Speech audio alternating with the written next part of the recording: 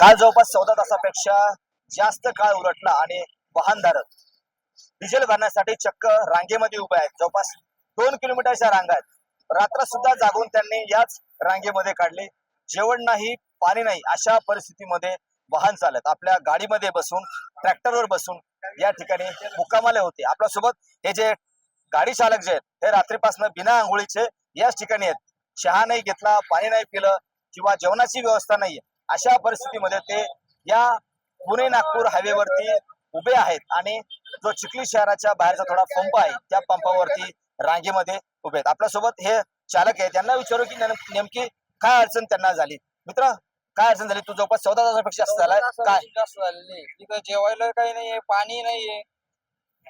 पाणी तर पाणी पण कॉन्टॅक्ट करून बोलवतात ते पंपावाले. जवळचे जे त्यालाच डिझेल देतात, जे असे व्यतिरिक्त येतात तेल नाही देत. जे जवळचे त्यालाच फोन करून बोलवतात ते इथं. तू कोणती गाडी आणली?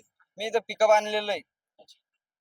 रात्री येले, रात्रीपासून झोपलो इथं रातभर रोडवर, पण तरी बी डिझेल नाहीये. त्याच बी लाईन मध्ये लागा, कॅनीत देत नाही. जवळचे असले कॅनीत बी देतात. बॅलर काय अडचण आहे तुम्हाला? तुम्ही सुद्धा गाडी घेऊन आले. अडचण काहीच नाही, डिझेल द्यावं फक्त. बाकी काही जेवायची सोय नाही.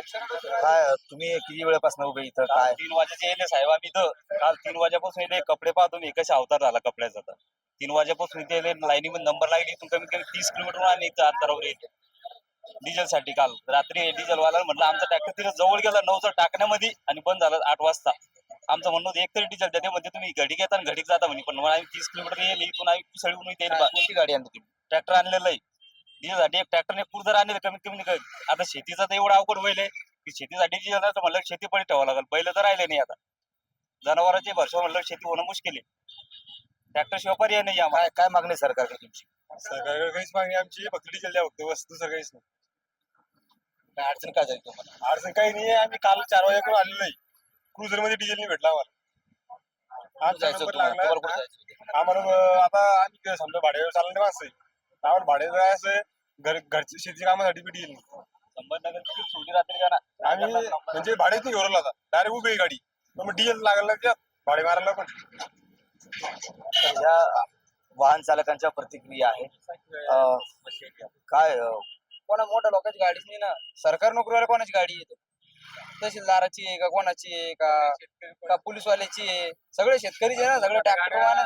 आमच्या ट्रॅक्टर भरून तिथे मोठ्या गाड्या ती भरल्या. मग नक्कीच ह्या वाहन चालकांच्या प्रतिक्रिया आहेत, जे काल जवळपास 14 तास, कोणी 15 तासापेक्षा जास्त काळ जे ते रांगेमध्ये उभे आहेत. त्यांना डिझेल मिळत नाहीये आणि डिझेल मिळत नसल्यामुळे डिझेल मिळवण्यासाठी या ठिकाणी रांगेत उभे आहेत. त्यांना जेवणाची व्यवस्था या ठिकाणी नाही किंवा पाण्याची व्यवस्था नाही. अनेक जण उपाशी झोपलेत, आपल्याच गाडीमध्ये झोपलेत या ठिकाणी. फक्त त्यांची एकच मागणी आहे की त्यांना डिझेल मिळावं. कॅमेरामन निलेश देशमुखचा गणेश सोळंकी, TV9 मराठी, बुलढाणा.